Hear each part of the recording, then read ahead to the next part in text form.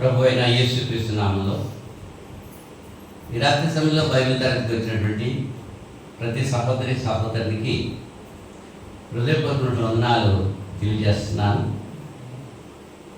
ఆన్లైన్లో వాక్యం వీక్షిస్తున్నటువంటి ప్రతి సహోదరికి చింతపల్లిలో నుండి క్రీస్తు తరపుగా హృదయపూర్వక వందనాలు తెలియజేస్తున్నాను.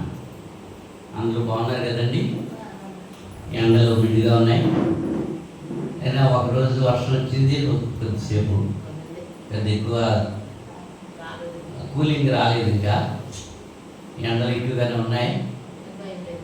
కానీ మరి వాతావరణాన్ని దేవుడు తన అదుపులో ఉంచుకుంటారు. ఏదైనా సరే మనం ఉంచుకోవాలి, సహించుకోవాలి. ఏ పని మనం మానట్లేదు, మరి దేవుని పని మానకూడదు. ఏ పని మానేస్తున్నాం? ఇంత ఎండగా ఉన్నా ఏ పని మానేస్తున్నారా?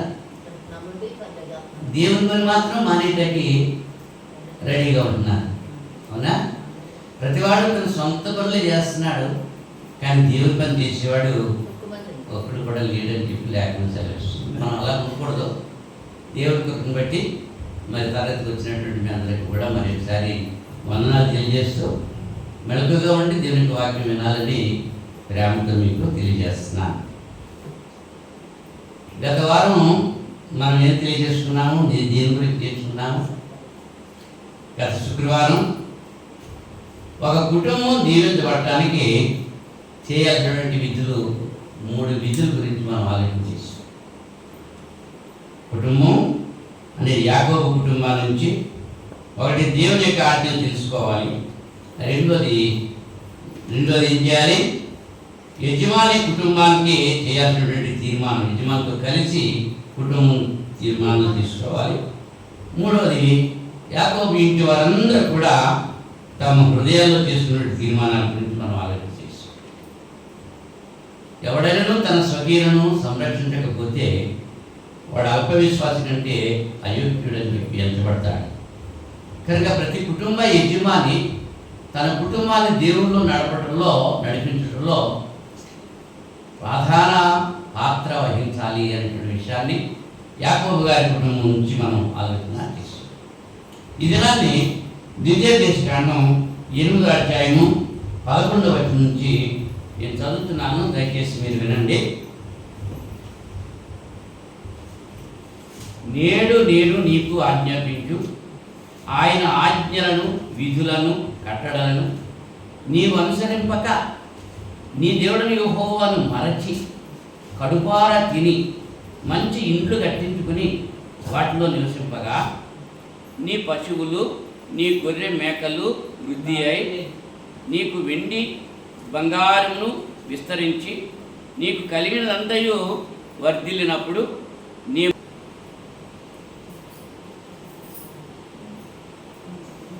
నీ పశువులు, నీ గొర్రె మేకలు వృద్ధి అయి నీకు వెండి బంగారములు విస్తరించి నీకు కలిగినంత వర్ధిల్లినప్పుడు నీ మనస్సు మదించి దాసుల గృహమైన ఐగుప్తు దేశంలో నుండి నిన్ను రప్పించిన నీ దేవుడిని యెహోవాను మరచెదవేమో. తాపకరమైన పాములను, తేళ్లను కలిగి ఎడారి అయి నీళ్లు లేని భయంకరమైన ఆ గొప్ప అరణ్యంలో ఆయన నిన్ను నడిపించెను. రాతి బండ నుండి నీకు నీళ్లు తెప్పించాను. తుదకు నీకు మేలు చేయవలనని నిన్ను అణచుటకును శోధించుటకును నీ పితరులు ఎరుగని మన్నాతో అరణ్యమున నిన్ను పోషించాను. అయితే మీరు మా సామర్థ్యము, మా బాహుబలము, ఇంత భాగ్యము మాకు కలుగజేసినను అనుకుందురేమో. కాగా నీ దేవుడని యెహోవాను జ్ఞాపకం చేసుకొనవలెను. ఎలాగనగా తాను నీ పితరులతో ప్రమాణం చేసినట్లు తన నిబంధనను నీటి వలె స్థాపించవలనని మీరు భాగ్యము సంపాదించున్నట్టుకై మీకు సామర్థ్యము కలుగజేయవాడు ఆయనే. నీవు ఏమాత్రమైనను నీ దేవుడిని యెహోవాను మరచి ఇతర దేవతలను అనుసరించి పూజించి నమస్కరించిన యెడల మీరు నిశ్చయముగా నశించిపోదురు అని నేడు మిమ్మును గురించి నేను సాక్ష్యము పలికి ఉన్నాను. నీ ఎదుట ఉండకుండా యెహోవా నశింపజేయుతున్న జనములు వినకపోయినట్టు మీ దేవుడిని యెహోవా మాట మీరు వినకపోయిన ఎడల మీరును వారి వలనే నశించెదరు. దేవుడైన యెహోవా మోషే ద్వారా ఇశ్రాయేలుతో మాట్లాడిన మాటలు మొదటి నుంచి ఈ అధ్యాయం మనం చదివితే, మీరు బ్రతికి అభివృద్ధి పొంది యెహోవా మీ పితరులతో ప్రమాణం చేసిన దేశం పోయి దాన్ని స్వాధీనపరుచుకున్నట్లు నేను మీకు ఆజ్ఞాపించిన ఆజ్ఞలన్నిటినీ అనుసరించి నడుచుకున్నవారు.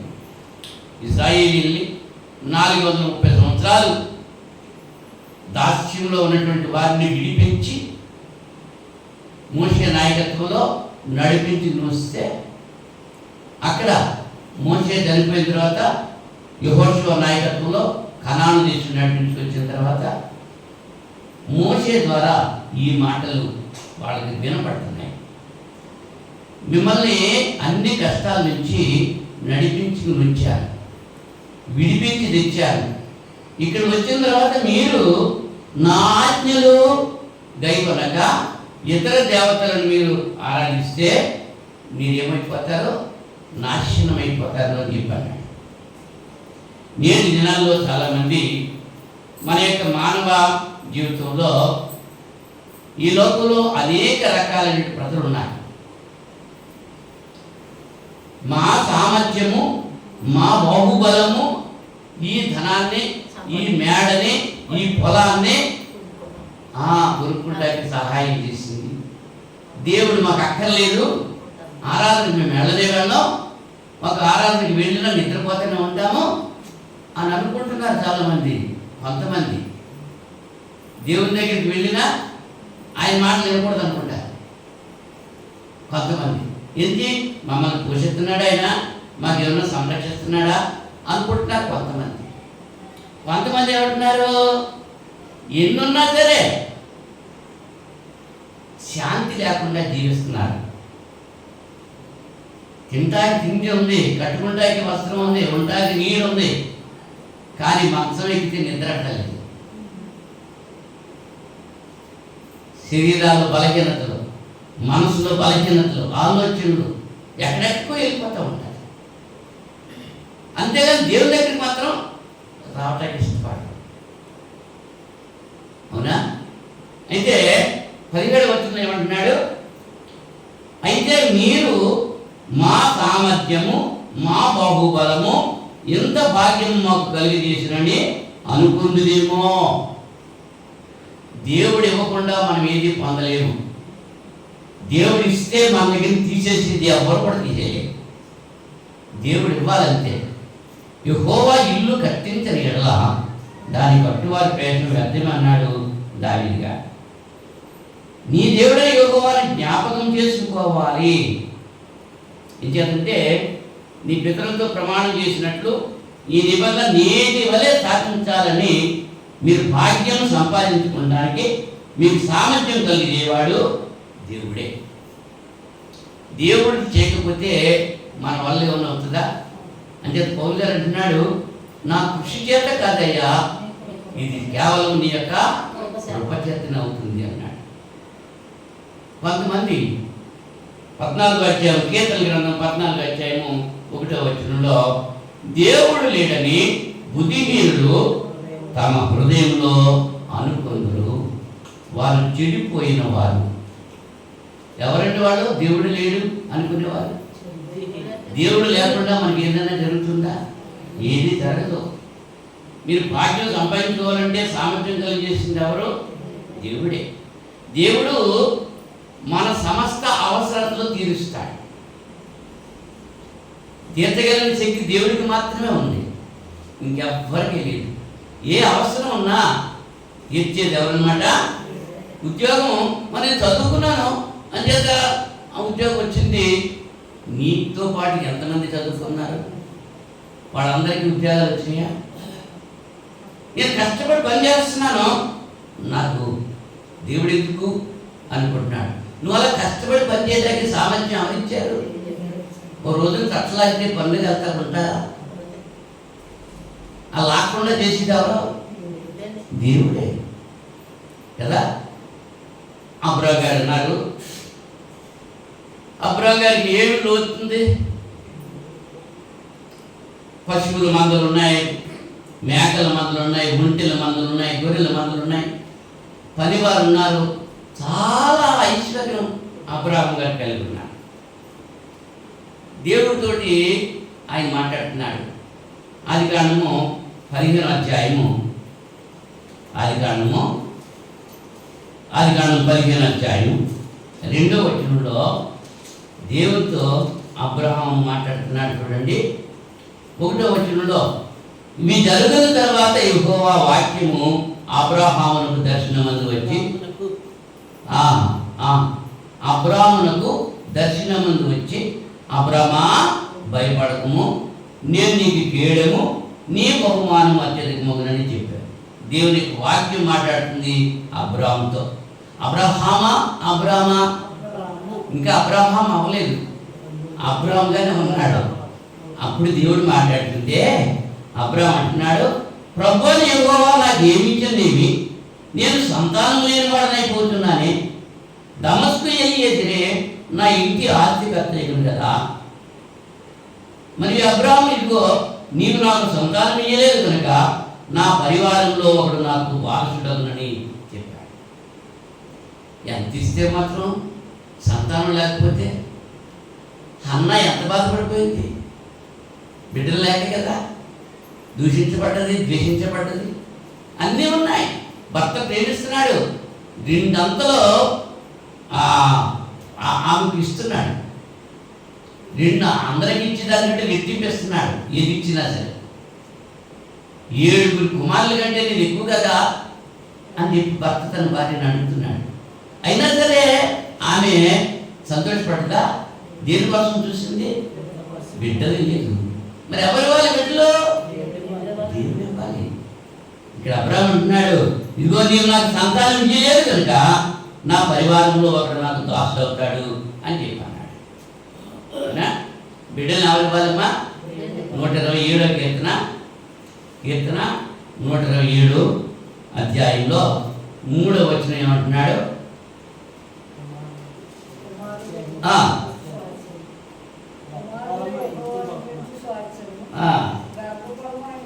గర్భఫలము ఆయన ఇచ్చు బహుమానమే. గర్భఫలం ఆయన ఇచ్చిన బహుమానం. ఎవరండి? గర్భఫలం అంటే అబ్బాయి అయినా అవచ్చు, అమ్మాయి అయినా అవచ్చు. గర్భఫలము దేవుడు ఇచ్చిన బహుమానం. అది బహుమానంగా ఇస్తున్నాడు తప్ప మనం ఏదో పని చేస్తే మనకి ఇచ్చే జీతం కాదు. ఆయన ఉచితంగా మనకి ఇస్తున్నాడు, ప్రేమతో ఇస్తున్నాడు, బహుమానంగా ఇస్తున్నాడు. దేవుడిచ్చిన బహుమానాన్ని దేవుని కొరకు మనం పెంచాలి. దేవుని కొరకు పెంచడం మానేసి దెయ్యాల కొరకు పెంచేస్తున్నారు. అవునా? అంటే దేవుడు బిడ్డల్ని ఇవ్వాలన్నా దేవుడే. మనకి భౌతికమైన అవసరాలన్నీ కూడా తీర్చేవాడు దేవుడే. ఆహారం పెట్టుకుంటాము, ప్లేట్లో అన్నం పెట్టుకుని అది కలుపుకొని అది నోటి వరకు వెళుతుందా? అది గ్యారెంటీ ఉందా? కొంతమంది ఇలా అన్నంతో కలుపుకొని నోటి దగ్గర పెడుతుందా? నోట్లో వెళ్ళలేదు, అలా ప్రాణం విడిచి వెళ్ళిపోయేవాడు ఉన్నారా లేదా? ఇప్పుడు ఆ ప్లేట్లో అన్నం మన నోట్లో వెళ్తాకే అది దేవునికి కృప ఉంటేనే పెళ్ళదు. కొంతమందికి చాలా ధనం ఉంటుంది, చాలా తినటాకే యోగ్యత ఉండదు, తినలేదు. కొంతమంది తింటారు బాగా, నిద్ర పట్టదు, మంచం మీద దొరుకుతూ ఉంటారు. నిద్ర పట్టాలన్నా ఎవరు కృప ఉండాలి? దేవుడి కృప ఉండాలి. ఏది చేసినా దేవుడే. కానీ కొంతమంది అనుకుంటున్నారు, మాకు దేవుడు అక్కర్లేదు, మేము కష్టపడుతున్నాము, మేము ఈ పనులు చేసుకుంటున్నాము, మాకు దేవుడు అక్కర్లేదు, ప్రార్థన అక్కర్లేదు, దేవుని సన్నిధి అక్కర్లేదు, దేవుని సేవకుడు అక్కర్లేదు అని కొంతమంది అనుకుంటున్నారు. అందరూ కాదు, కొంతమంది. కానీ వాక్యానుసారంగా మనం ఆలోచన చేస్తే మన భౌతికమైన అవసరాలన్నీ తీర్చేవాడు దేవుడే. ఆ దేవుడు మనకి బిడ్డలు ఇస్తున్నాడు. మరి మనకి జ్ఞానం ఇస్తున్నాడా? జ్ఞానం ఇస్తున్నాడా? పశువులకి లేని మానవుడికి ఇచ్చాడు. కామన్ సెన్స్ అన్నది ఇచ్చాడు. ఈ కామన్ సెన్స్ ఒకటే పశువుకి మానవునికి తేడా తెలియజేస్తుంది. ఇంగిత జ్ఞానము అన్నారు దాన్ని. ఇంగిత జ్ఞానం లేకపోతే వీడు మరి నువ్వు పశువా మనుషువా అని అడుగుతూ ఉంటారు. ఇంచేత వాడు జ్ఞానానుసారంగా ప్రవర్తించట్లేదు. ఆ జ్ఞానం ఎవరివ్వాలి? జ్ఞానం కూడా 2 రకాలైన జ్ఞానం ఉంది. లోకానికి సంబంధించిన జ్ఞానం ఉంది, దేవుడి నుంచి వచ్చేటువంటి జ్ఞానం ఉంది. అదే యాకోబు గారు తన పత్రికలో, యాకోబు పత్రిక 1వ అధ్యాయము, యాకోబు పత్రిక 1వ అధ్యాయము 5వ వచనంలో ఏమంటున్నాడు?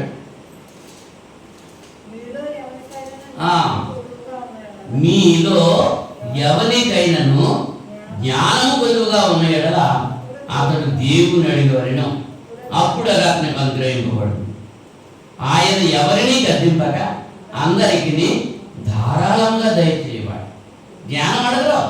మాకు డబ్బులు కావాలి, మాకు పొలం కావాలి, మాకు ఇల్లు కావాలి, మంచి సంబంధం కావాలి, మంచి ఉద్యోగం కావాలి, మంచి భోజనం కావాలి, ఇవే కావాలి కోరుకుంటా. నాకు జ్ఞానం ఇవ్వండి అని అడిగేవాడు ఎవరైనా ఉన్నారా?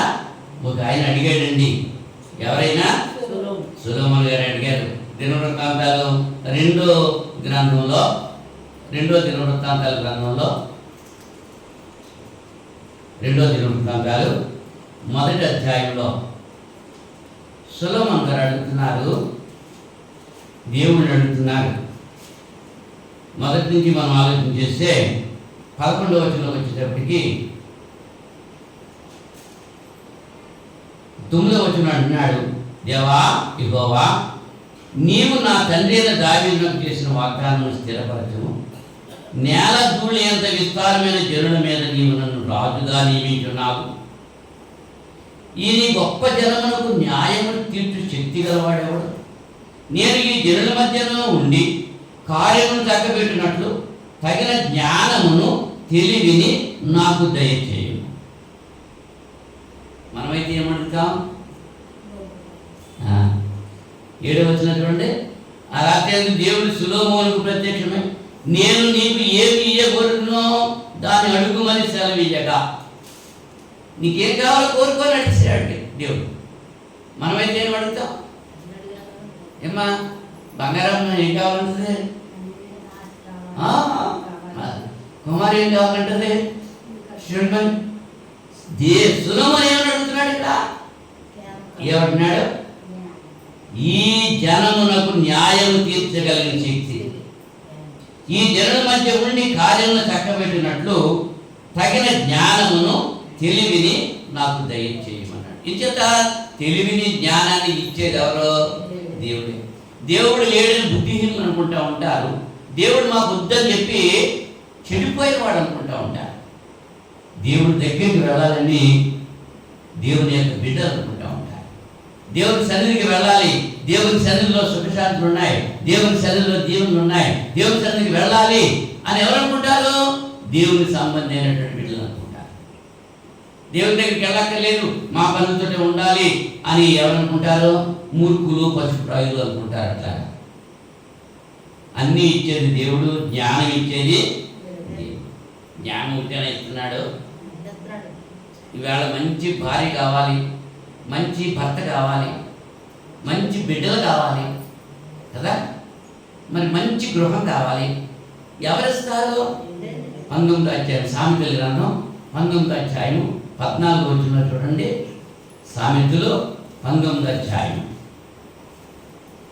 14వ వచనంలో గృహమును విత్తమును పితరులిచ్చిన సాత్యము సుబుద్ధి గల భార్య యెహోవా యొక్క దానము, గర్భఫలము యెహోవా ఇచ్చు బహుమానము. ఈ 4 కూడా దేవుడిచ్చేటువంటి దానం. ఏంట 4?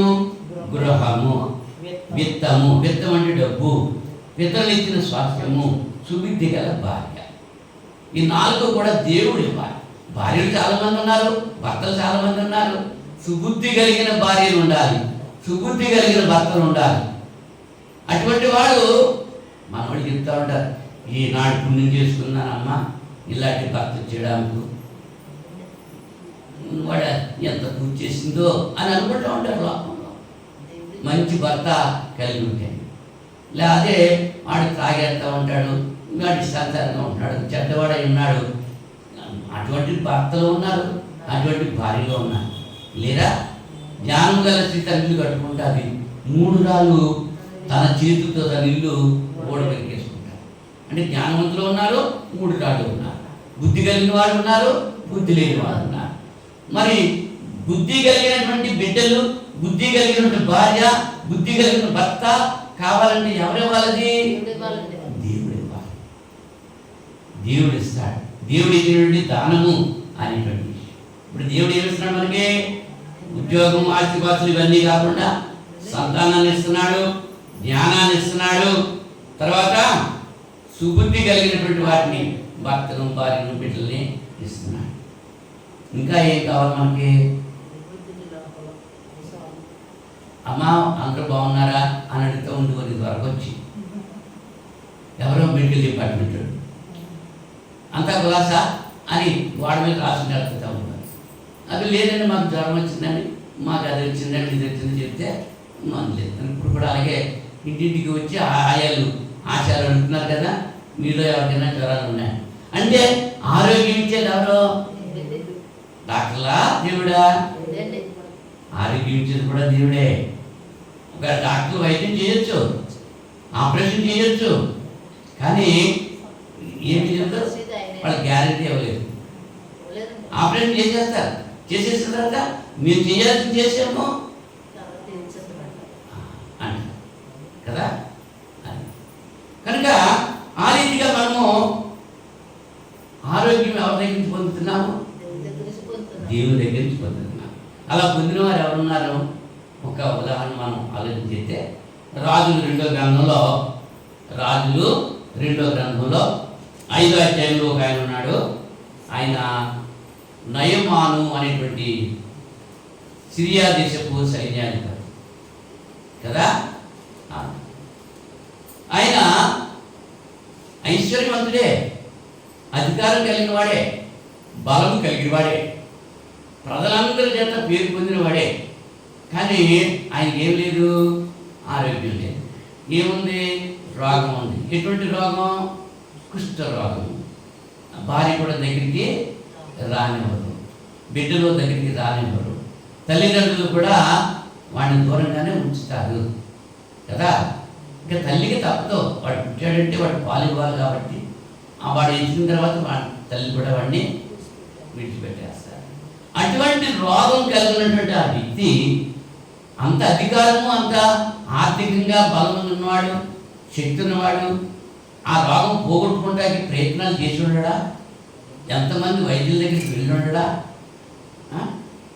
ఇక్కడ వెళ్ళి ఉండడా? వెళ్తాడు. కానీ ఎవరైనా బాగు చేసుకెళ్తారా? లేదు. అప్పుడు ఏం చేశాడంటే రాజుగారితో చెప్పాడు. రాజుగారితో చెప్తే షోమ్రోన్ రాజ్యమో సిరియా రాజుగారికి వర్తమానం పంపాడు. మీ రాజ్యంలో నా సైన్యాధిపతిని కుష్ఠరోగం బాగు చేసేవాడు ఉన్నారట నీ దేశంలో. నా సైన్యాధిపతి యొక్క రోగం బాగు చేయించని వర్తమానం పంపించాడు. ఆ షోమ్రోన్ రాజుగారు ఏమో బట్టలు చింపేసుకుంటున్నాడు. ఇదేంటి, నేనేం చేస్తానో? ఆడి కుష్ఠరోగం అయితే నేనేం చేయను? పుట్టిదే ఆ సిరియా రాజు నా మీద వంక పెట్టి నా రాజ్యం దూచుకుంటానికి వస్తున్నాడు అని చెప్పి బాధపడిపోతుంటే అక్కడికి ప్రవక్త అయినటువంటి ఎలీషా వర్తమానం పంపాడు. నువ్వు అతని గురించి నువ్వేం బాధపడకో, వాడిని నా దగ్గరికి పంపించని చెప్పి పంపించాడు. నయమాను ఎలీషా దగ్గరికి వచ్చాడు. ఎలీషా దగ్గరికి వస్తే నా ఎలీషా ఏమో పర్వతం ఉన్నాడు, ఈ నయమాన్ ఏమో క్రింద ఉన్నాడు, గదమాప్ చేసి కూర్చున్నాడు. గేహాజీ వెళ్ళాడు అక్కడికి. ఇగో నాకు ఈ కుష్ఠరోగం ఉంది, మీ ప్రవక్త బాగు చేస్తాడు అని వచ్చాను అంటే ఈ గేహాజీ వెళ్ళి ప్రవక్త చెప్పాడు. ఆ ప్రవక్త ఎవరంటే వాడిని వెళ్ళి యోర్దాను నదిలో 7 సార్లు మనం అని చెప్పి కబురు చేశాడు. అంతేగాని ఆ ఎలీషా ఈ నయమాన్ దగ్గరికి రాలేదు. ఈ నయమాన్ అనుకుంటున్నాడు ఆ ప్రవక్త వచ్చి నా వ్యాధి కలిగిన చోట చెయ్యి వేసి ఆడించి అతడి దేవుని నామ పేరట ప్రార్థన చేస్తాడు అని అనుకున్నాడండి. చెయ్యేసి ప్రార్థన చేస్తే స్వస్థ వచ్చేస్తుందా? ఇవాళ అలా తయారైంది ఎక్కువ మంది. అయినా చెయ్యేసి ప్రార్థన చేయాలి, అప్పుడు నా రోగం పోదు. ఎక్కడ పడితే అక్కడ చెయ్యట వీలుంటుందా? ఇలా చేసి ప్రార్థన చేసే వాళ్ళ దగ్గరికి మా గేదె పాలు ఇస్తాను ఎదురు తీసుకెళ్ళారంట. మరి అక్కడ కానీ ఆ చెయ్యి అక్కడ వేయాలి, పొదుగు మీద చేసి ప్రార్థన చేస్తే పెళ్ళి మంది తన్నిందంట కదా. చెయ్యేసి ప్రార్థన చేసినంత కాదు, మాట మాత్రం సెలవిచ్చాడు. గర్వించి వెళ్ళలేదు, యోర్దాను నదిలోకి వెళ్ళలేదు. మా సిరియా దేశంలో ఉన్న నది కంటే గొప్ప ఏంటి ఆ యోర్దాను నది అని చెప్పి వెళ్ళలేదు. మళ్ళీ పనివాడు ఏం చెప్పాడంటే, ఒక గొర్రె పోతున్నట్టు ఇవ్వవా, ఒక ఎద్దుని బలిస్తే అడిగితే ఇవ్వవా, కొంత ధనం అడిగితే ఇవ్వవా, అలాగే స్నానం చేయమని చేస్తే ఏమైంది అని అంటే వాళ్ళు ఉన్న రోగం బట్టి వాడు చెప్పిన మాటను బట్టి మొత్తానికి వెళ్ళాడు. యోర్దాను నదిలోకి వెళ్ళాడు, దిగి ములిగాడు. ప్రవక్త ఏమని చెప్పాడు? 7 సార్లు మునగమన్నాడు. 7 సార్లు మునగమంటే 7 సార్లు మునగాలి వాడు. వీడు ఒకసారి మునిగి చూసుకుంటున్నాడు, 2 సార్లు మునిగి చూసుకున్నాడు, 5 సార్లు మునిగి చూసుకున్నాడు, 6 సార్లు మునిగాడు. కానీ ఏమాత్రం బాగుపడాడు. 7వసారి మునిగేటప్పటికీ పసి పిల్లవాడి దేహంలో తయారైపోయింది. స్వస్థత వచ్చేసింది. దేవునికి స్తోత్రం అనుకుంటూ వచ్చేసాడా? స్వస్థత ఇచ్చింది ఎవరు? వాడెవడు? అన్యుడు. కొన్ని బహుమానాలు పట్టుకొచ్చి చేస్తున్నాడు. ప్రవక్త దగ్గరికి పట్టుకొచ్చితే నేను నాకు అక్కర్లేదు పోరా అన్నాడంటే. ఎందుకు? ఒక అన్యుడి దగ్గర దేవుని బిడ్డ కానుక తీసుకోకూడదు. రేపు పొద్దున వాడే అంటాడు, మీ దేవుడికి నేను ఇచ్చాను అంటాడు. వాడి వల్ల మనం లబ్ధి పొందాలా? మన దేవునికి అవమానం కావాలా? ఇలా చాలామంది అన్యుల దగ్గరికి వెళ్ళి అడుగుకుంటున్నారు. దేవాలయాలు కట్టాలి, మీటింగ్లు పెట్టాలి అని చెప్పి ఎవరి దగ్గరికి వెళ్తున్నారు? అన్యుల దగ్గరికి వెళ్ళిపోయి అడిగేస్తున్నారు. ఎవరు వద్దన్నారు? ఎలీషా వద్దన్నారు. ప్రాణం ఉరుకోలేకపోయింది పాపం గ్యాహాజీకి. వెనకాల పరిగెత్తుకున్నాడు, తెచ్చుకున్నాడు, పుష్పరాగం తెచ్చుకున్నాడు. ఆడికి పోయిన పుష్పరాగం ఏంటి ఈ వంశానికి వచ్చేసి. అంటే ఇప్పుడు ఆరోగ్యం ఇచ్చేది ఎవరో? దేవుడు. గర్వించాడు ధనం ఉందని, గర్వించాడు బలం ఉందని, కానీ ఆరోగ్యం ఉందా? ఎప్పుడైతే దేవుని దగ్గరికి వచ్చాడు, దేవుని మాట విన్నాడో అప్పుడు వాడికి ఆరోగ్యము వచ్చింది. ఇంకొక ఆయన మనం ఇదే అధ్యాయంలో మనం చూస్తాము. 20వ వచనంలో మనం చూస్తే ఇంకొక ఆయన ఉంటాడు, హిజ్కియా అనేటువంటి ఆయన ఉన్నాడు. ఎవరమైనా? హిజ్కియా అనేటువంటి ఆయన ఉన్నాడు. ఈయన కూడా ఏం చేశాడు? మరణకరమైనటువంటి రోగం కలిగి ఉన్నాడు. 20వ అధ్యాయం, 2వ రాజుల గ్రంథం 5వ అధ్యాయం కాదు, 20వ అధ్యాయంలో ఆ దినములలో హిజ్కియాకు మరణకరమైన రోగం కలుగుగా ఆమోజు కుమారుడు ప్రవక్త యెషయా ఆయన దగ్గరికి వచ్చాడండి. స్వస్థత ఇచ్చింది ఎవరు? దేవుడు. హిజ్కియా ఏం చేశాడు? ఇప్పుడు రోగంలో ఉన్నప్పుడు, మరణానికి దగ్గరగా ఉన్నప్పుడు, నీ వేళ నువ్వు చచ్చిపోతావు, నీ ఇల్లు చక్కబెట్టుకొని చెప్తే ఏం చేశాడు? తన ఇల్లు చక్కబెట్టుకున్నాడు. తన ఇల్లు అంటే మనం ఉండేటువంటి ఇల్లు కాదు, హృదయం అనేటువంటి ఇల్లు చక్కబెట్టుకున్నాడు. దేవుని సన్నిధిలో ప్రార్థన చేశాడు. నన్ను జ్ఞాపకం చేసుకో, దయతో జ్ఞాపకం చేసుకోమని ప్రాధేయపడ్డాడు. దేవుడు అందుకు స్వస్థ ఇచ్చాడా? మరి 15 సంవత్సరాలు ఆయుష్ ఇచ్చేశాడు. అంటే ఆయుష్ ఇచ్చేది ఎవరు? దేవుడు. ఆరోగ్యం ఇచ్చేది ఎవడు? దేవుడు. బిడ్డలు ఇచ్చేది ఎవరు? దేవుడు. జ్ఞానం ఇచ్చేది ఎవరు? దేవుడు కదా.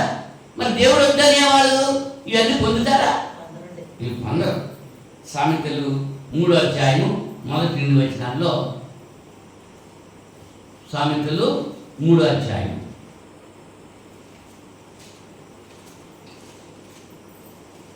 1-2 వచనాల్లో ఏమున్నాయట?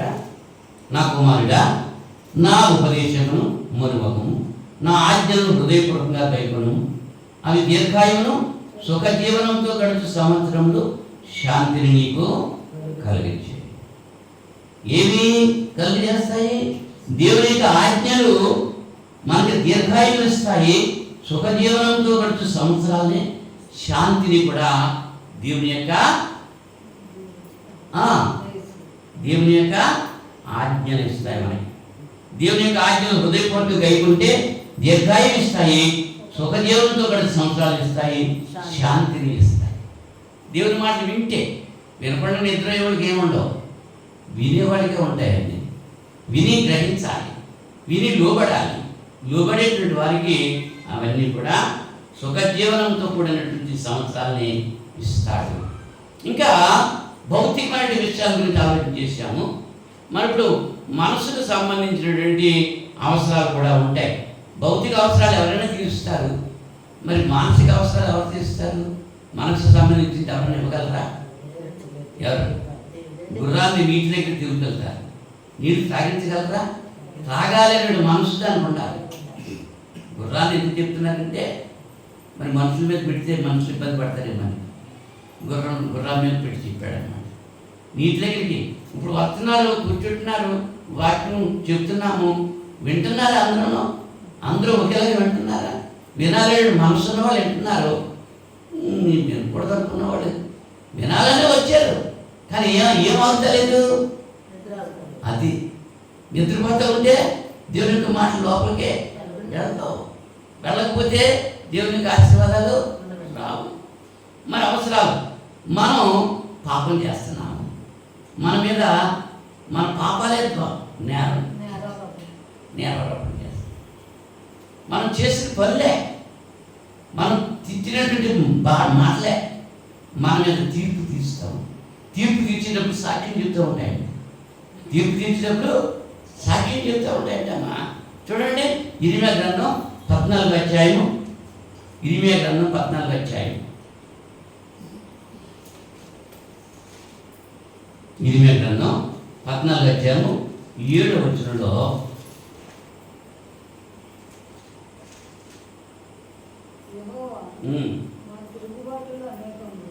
మా తిరుగుబాటులో అనేకములు నీకు విరోధంగా మేము పాపం చేసింది, మా దోషములు మా మీద దోషారోపణ చెల్లించు.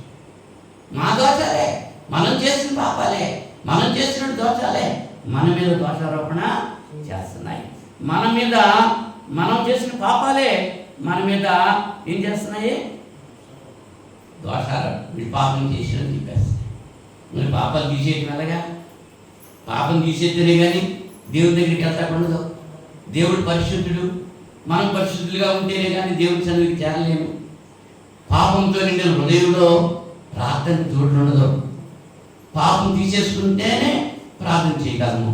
మరి ఎలా ప్రార్థన? పాపం ఎలా పోతుంది? పాపాలు ఎలా పోతాయమ్మా? ఎవరు తీసేస్తారు పాపాలు?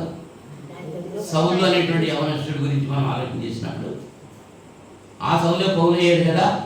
పౌలు అంటే పేరు మార్చింది, మనిషి మారాడు, మనసు మారింది. పేరు మాత్రం హెబ్రీ భాషలోనేమో పౌలు అన్నారు, గ్రీక్ భాషలోనేమో సౌలు అన్నారు. భాష మారిందంతే. జాన్ అనేటువంటి మాట ఇంగ్లీష్లోనేమో జాన్ అంటారు, తెలుగులో యోహాను అంటారు. తెలిసిందా? లాజరస్ అంటారు ఇంగ్లీష్లోను, లాజరు అంటారు తెలుగులోను. రెండూ ఉంటే భాష మారింది. అలాగే సౌలు అని గ్రీక్ భాషలో అన్నారు, రోమ భాషలో అన్నారు, హెబ్రీ భాషలోనేమో పౌలు అన్నారు. మారిన తర్వాత, మారక ముందు పౌలు సంఘానికి హింస పెట్టాడు. ఇంచేత యూదా మతమే మంచిదని, అదే నిక్కటైందని, అదే సత్యమైనదని తెలుసుకున్నాడు, ఆలోచన చేశాడు, నమ్మాడు. అదే నమ్మాడు. అంచేత క్రీస్తు మతం అన్నది తర్వాత వచ్చింది, ఇది వ్యతిరేకం అని చెప్పి దాన్ని హింసించాడు. ఆ మతం తీసుకున్న వాళ్ళందరినీ కూడా హింసలు పెట్టేశాడు. పెట్టడం, గర్భంతో ఉన్న స్త్రీలు కడుపు పుడిచేశాడు, ఇల్లు తగలబెట్టేశాడు. ఎంత ఇబ్బందులు పెట్టాడో! ఈవేళ త్రిపురాగాడు పెట్టినటువంటి ఇబ్బందులు కంటే ఎక్కువే పెట్టాడు. ఆగివీడు, ఆ ఉండి మండలంలో ఆగివీడు గ్రామంలో త్రిపురాగాడు ఎన్ని క్రైస్తవులు ఎన్ని హింసలు పెట్టాడో వాడికంటే ఎక్కువ పెట్టేశాడు పౌలు. పెట్టాడా? ఆ పౌలు మార్చిన దేవుడు త్రిపురాలు కూడా మారుస్తాడు. ఒక రోజు వస్తుంది, అదే త్రిపురాలు మళ్ళీ క్రైస్తవుడు అయ్యేటువంటి రోజు మనం చూస్తాం, మనం ప్రార్థన చేద్దాం. అవునా? ఇంచేతంటే దేవుడికి అసాధ్యమైనది ఏమీ లేదు కదా.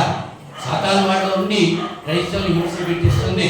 ఎన్ని దేవాలయం పడుకుంటేసాడో, ఎంతమంది మరి కడుపులు కొట్టాడో, ఎంతమందిని బాధలు పెట్టాడో, ఎంతమందిని చెరసాల్లో వేసాడో. ఇవన్నీ కూడా సాధారణ చేసేటువంటి కార్యక్రమం. ఏదో ఒక రోజు వస్తుంది, వాడు కూడా మారుతాడు. భక్తుడు అగస్త్యుని అనేటువంటి వ్యక్తి చాలా హింసకుడిగా ఉండేటువంటి వాడు. దేవుడు అంటే ఎరగిన వాడిగా జీవించాడు. బైబిల్ కూడా చింపేశాడు. అటువంటి ఆయన్ని దేవుడు పట్టుకున్నాడు. ప్రపంచమంతా తిరిగి సువార్త ప్రకటించాడు. అనేకులు దేవుని వరకు నడిపించాడు. అలాంటి భక్తులంతా కూడా ఈవేళ బైబిల్ పట్టుకుని బోధ చేసేటువంటి సువార్థికుల్లో చాలామంది వాళ్ళ జీవితాలు మనం ఆలోచన చేస్తే లోగడ జీవితాలు భయంకరమైన జీవితాలు. అలాగనే నా జీవితం కూడా బైబిల్ పట్టుకోకముందు నా జీవితం కూడా అలాగే ఉంది. కానీ కనుక దేవుని దగ్గరికి వచ్చిన తర్వాత అమ్మాయికను పాపము చేయకుమని ప్రభువారు చెప్పిన మాట ప్రతి ఒక్కరు గుర్తించి అలాగే జీవించగలిగినప్పుడు దేవుడు మనం జీవించి ఆశ్రయిస్తూ ఉంటాడు. కానీ మన పాపాలు మన మీద సాక్ష్యం పలుకుతూ ఉంటాయి. ఆ పాపాలు పోవాలంటే దేవుని దగ్గరికి రావాలి. దేవుడు మాత్రమే మన పాపాలను క్షమించగలడు. అటువంటి పౌలుని, ఆ సౌలుని దేవుడు దర్శించాడు. ఆ వెలుగు వచ్చింది. దమస్కుకు వెళ్ళినటువంటి మార్గంలో విపరీతమైన వెలుగు వచ్చింది. సూర్యకిరణాల కంటే ఎక్కువైనటువంటి వెలుగు వచ్చి అతని కళ్ళలో పడేటప్పటికీ కళ్ళు చీకటి కమ్మేసింది, చూపు పోయింది. ఎన్ని రోజులు? 3 రోజులు చూపు లేకుండా, తిండి లేకుండా ఉండిపోయాడంతే. పశ్చాత్తాపంతో దేవుని సన్నిధిలో ప్రార్థన చేసుకుంటూ ఉన్నాడు. ప్రభువా, ఎవరు నువ్వు అని అడిగాడు. నువ్వు హింసిస్తున్న యేసు నేనే అని చెప్పన్నాడు. ఆ 3 దినాల్లో ఉపవాసం ఉన్నాడు. భోజనం లేదు, కంటి చూపు లేదు. అవునా? అటువంటి పరిస్థితుల్లో అననీయ అనేటువంటి ఒక జడ్జిమెంట్ దగ్గరికి దేవుని యొక్క స్వరం వెళ్ళింది. వెళ్ళి అక్కడ ఆ దమస్కు మార్గంలో తిన్నది అనబడిన వీధిలో తార్సు వాడనేటువంటి పౌరుడు ఉన్నాడు. వాడి దగ్గరికి వెళ్ళి వాడికి వర్తమానం చెప్పి ఎవరికిచ్చారు? అన్నీని పంపించాడు. అన్నీ వచ్చి ఏమంటున్నాడు అక్కడ? అపొస్తలుల కార్యాలు 22వ అధ్యాయము 16వ వచనంలో, అపొస్తలుల కార్యాలు 22వ అధ్యాయం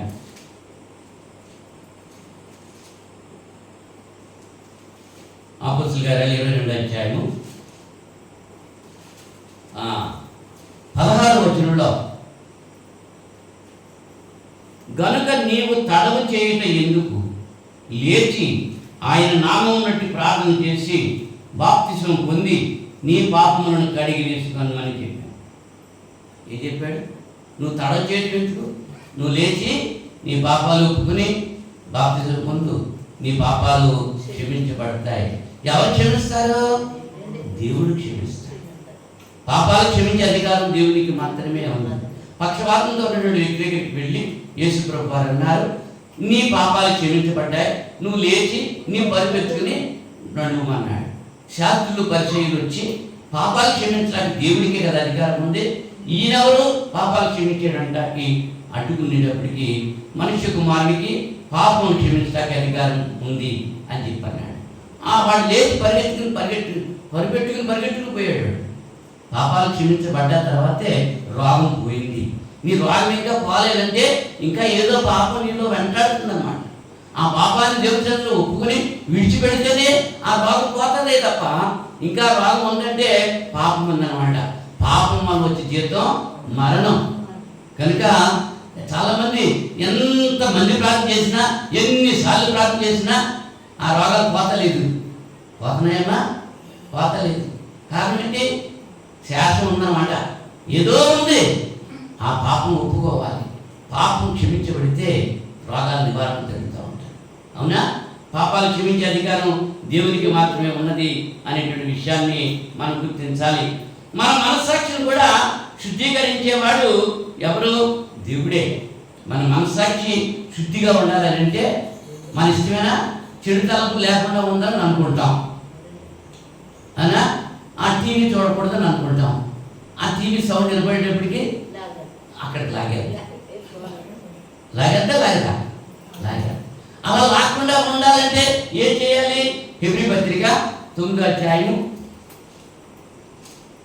హెబ్రీ పత్రిక 9వ అధ్యాయం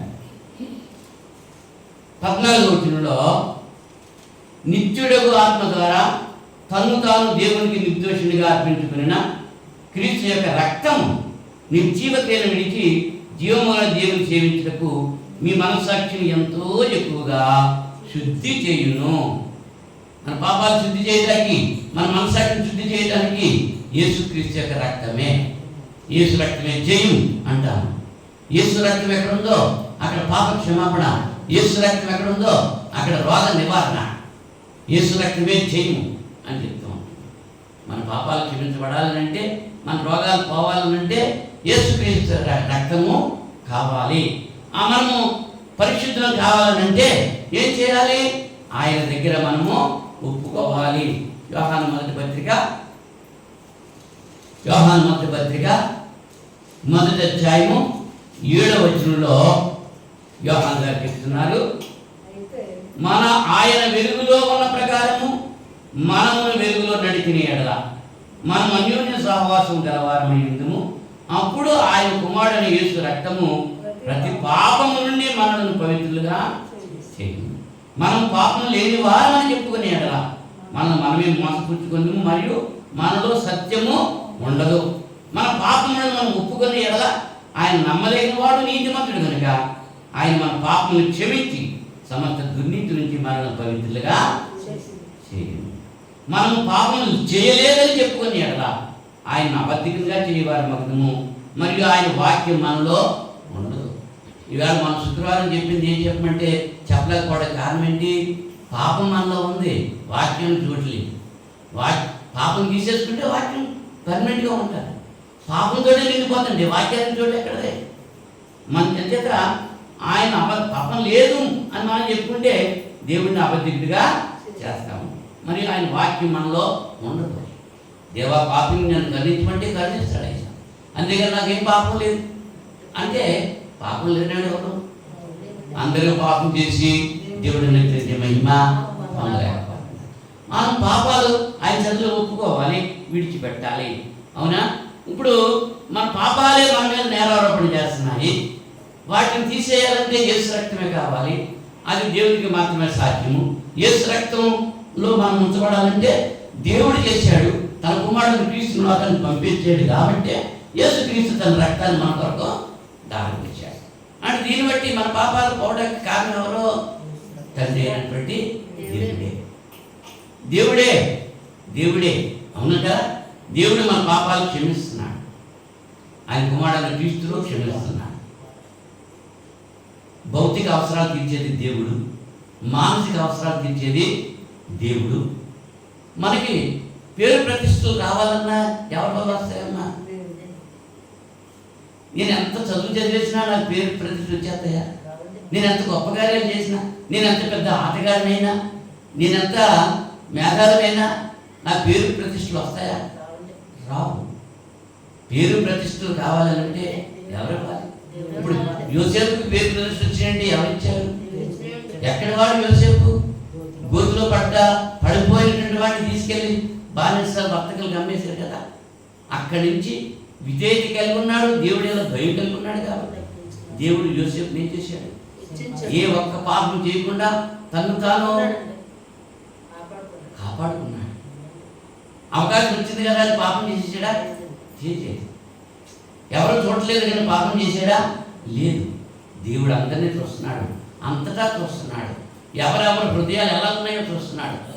దేవుని దృష్టికి కనపడదంటూ ఏమీ లేదు.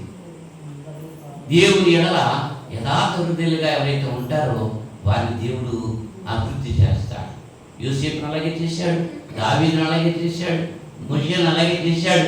ఆలోచన చేస్తే మంచి పేరు మనకి రావాలంటే ఏం చేయాలి? జెఫన్యా గ్రంథం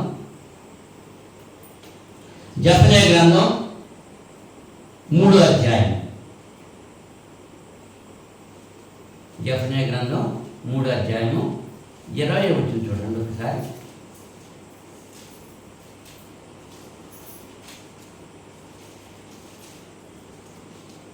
తీసారా? నేను చూచుచుండగా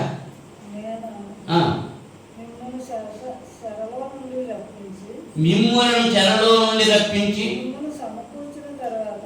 సమకూర్చిన తర్వాత మిమ్మును నడిపించును, నిజముగా భూమి మీద ఉన్న జనులందరి దృష్టికి నేను మీకు ఖ్యాతిని మంచి పేరును తెప్పింది. అమ్మ, ఎవరు చెప్తారమ్మా? ఎవరిస్తారు పేరు?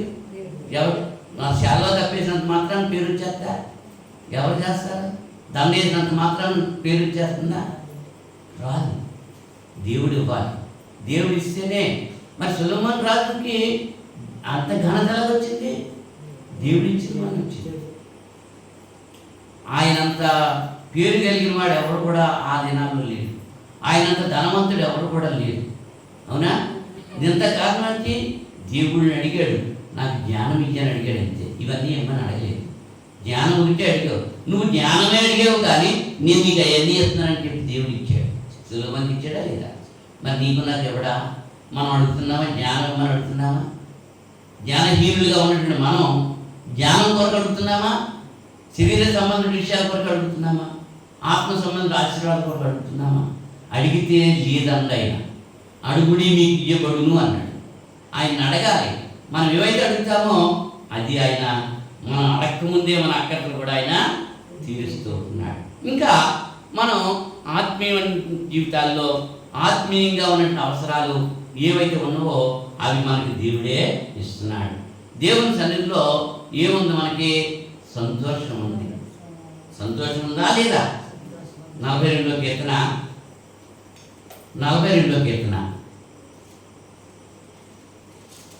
1వ వచనంలో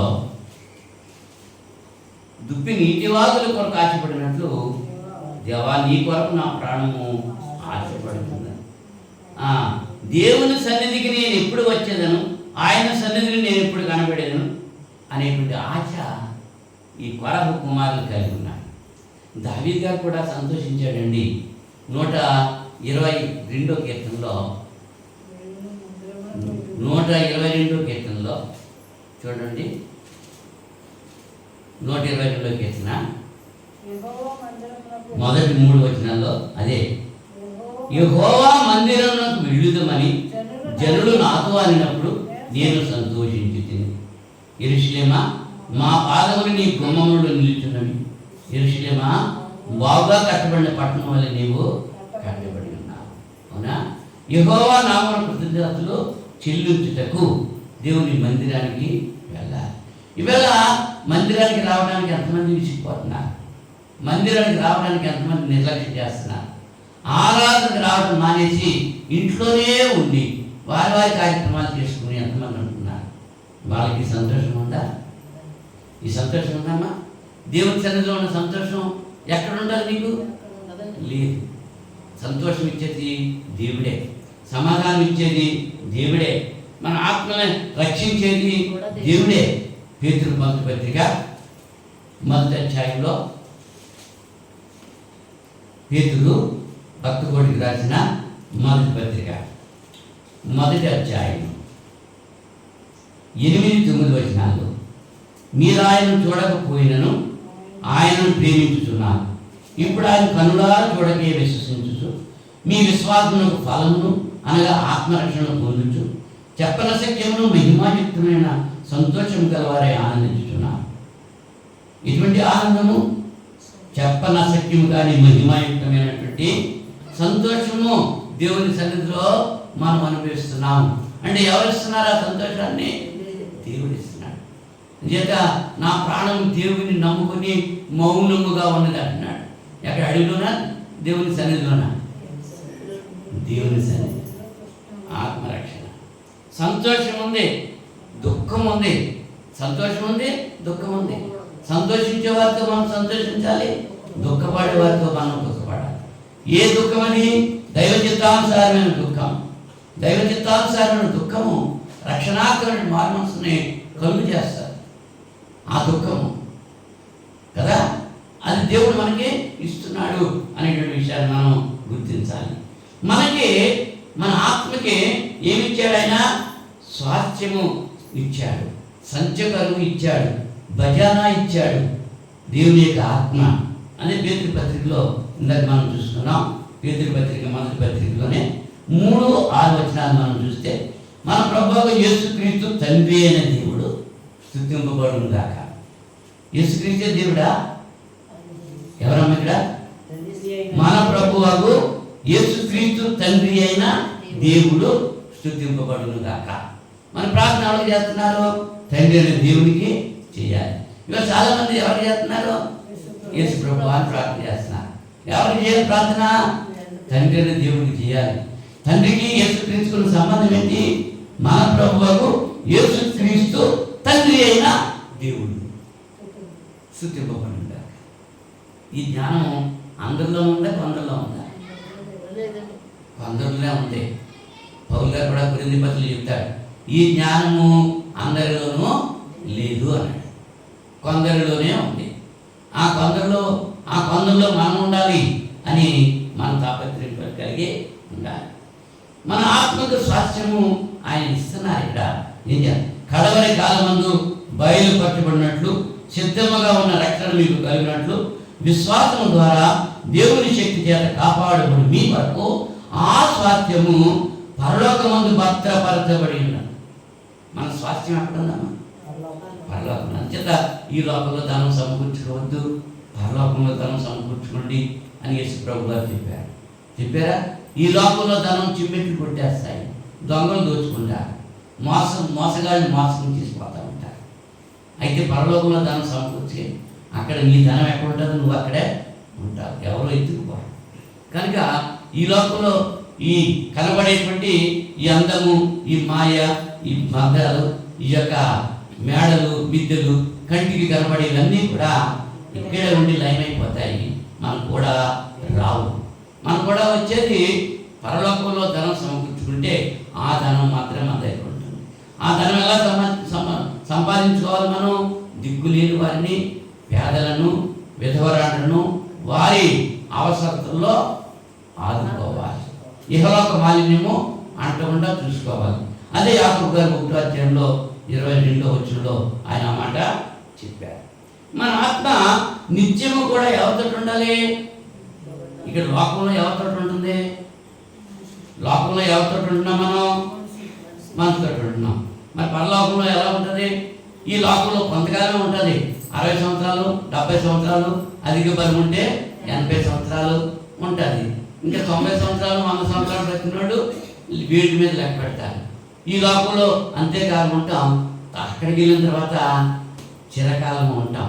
అక్కడ చిరకాలం ఉండేటువంటి ఆ కాలం ఎలా ఉంటుందంటే, ప్రకటన గ్రంథం 21వ అధ్యాయము 1 నుంచి చూస్తే, అంతటా నేను క్రొత్త ఆకాశమును క్రొత్త భూమిని చూచి తిని, మొదటి ఆకాశము మొదటి భూమి గతించిపోయాను, సముద్రం ఇక లేదు.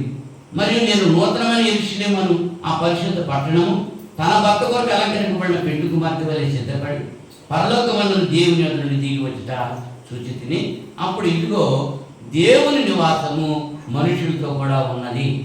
ఆయన వారితో కాపురం ఉండును, వారు ఆయన ప్రజలై ఉండును. దేవుడు తానే వారికి దేవుడై ఉండి వారికి తోడై ఉండును.